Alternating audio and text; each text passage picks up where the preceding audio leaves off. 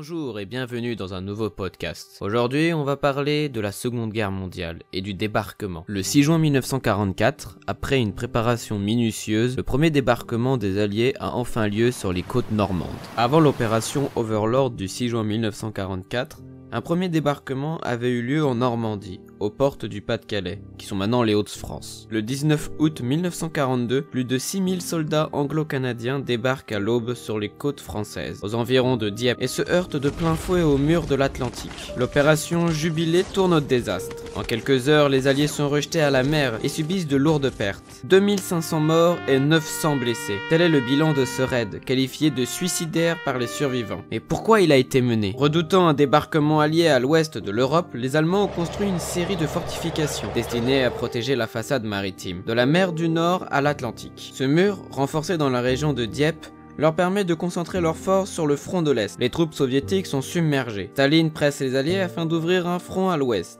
Afin de calmer son impatience, ces derniers vont mettre à point depuis l'Angleterre une opération amphibie, de faible envergure principalement destinée à tester les défenses allemandes. 5000 Canadiens, 1100 Britanniques, 56 Américains et 15 Français sont sur le pied de guerre au cours de l'été 1942. Le but de ces opérations militaires n'est pas de remporter une victoire décisive contre les nazis, mais plutôt de collecter des enseignements au vu d'un prochain débarquement. Le 18 août au soir, 250 bâtiments de guerre britanniques font route vers les côtes françaises, en direction de Dieppe, protégés par 58 escadrilles. La zone de débarquement est divisée en 5 secteurs, répartis sur 17 km, tandis que les commandos britanniques attaqueront sur les flancs pour détruire les batteries d'artillerie allemandes. Située au sommet des hautes falaises, la 2e division canadienne, soutenue par les nouveaux tanks Churchill, des monstres de 40 tonnes, doit débarquer juste devant Dieppe. En raison de l'étroitesse des eaux de la Manche, la Royal Navy a décidé de ne pas envoyer ses unités les plus importantes. L'attaque ne sera donc pas précédée de tirs d'artillerie de marine. De plus, aucun soutien aérien n'est prévu avant,